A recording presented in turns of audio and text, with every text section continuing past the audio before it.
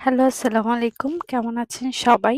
আজকে আপনাদের বানিয়ে দেখাবো মজাদার তেঁতুলের চাটনি, যেটা আপনি আম চটপটি বা বেলপুরি এগুলোর সাথে খেতে পারবেন। তো এখানে আমি ৩ টার মতো তেঁতুল নিয়ে নিয়েছি। আর এটা ভালো করে গরম পানি দিয়ে আমি কচলিয়ে যে তেঁতুলের যে রসটা সেগুলো বের করে নেব। এখানে আপনার যতটুক পানি বের হয় ততটুক পানি আমি বের করে নেব।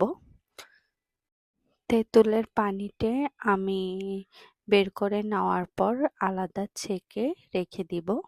তারপর এখানে আমি নিয়ে নিচ্ছি প্রায় ৬ চামচের মতো চিনি। আর এই চিনিটা আমি ক্যারামেল করে নেব। আর ক্যারামেলটা করে নেওয়া আমি আজকে যেইটা করব সেটা হচ্ছে ক্যারামেল করে তারপর হচ্ছে আমি চাটনিটা বানাবো। এই চাটনিটা খেতে খুবই মজা হয় আর কালারটাও খুব সুন্দর আসে। তাই আমি ক্যারামেল করে তারপর তেঁতুলের চাটনিটা বানাবো। তো এখানে আমার ক্যারামেল বানানো হয়ে গিয়েছে। এবার আমি ক্যারামেলটার মধ্যে যে তেঁতুলের রসগুলো আমরা বের করে রেখেছিলাম সেই তেঁতুলের রসটা আমি এখানে ছাঁকনি দিয়ে ছেঁকে ঢেলে দিব। একটু সাবধানে ঢালতে হবে, কারণ ক্যারামেলটা খুবই গরম থাকে আর এটা ছিটে আসার সম্ভাবনা থাকে। তাই আমরা একটু হালকা অল্প অল্প করে তেঁতুলের রসটা ঢেলে দিব। তারপর আমরা দিয়ে দিব ১ চামচের মতো বিট লবণ। তারপর দিয়ে দিব এখানে 1/2 চামচের মতো শুকনো মরিচের গুঁড়া।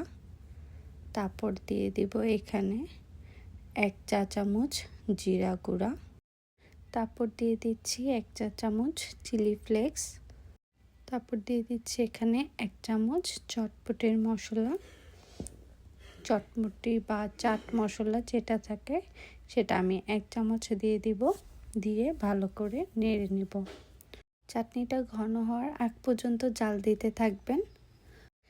আর আপনারা চাইলে আমি যে মশলাগুলো দিয়েছি সেগুলো আপনাদের মন মতো বাড়িয়ে বা কমিয়েও দিতে পারেন।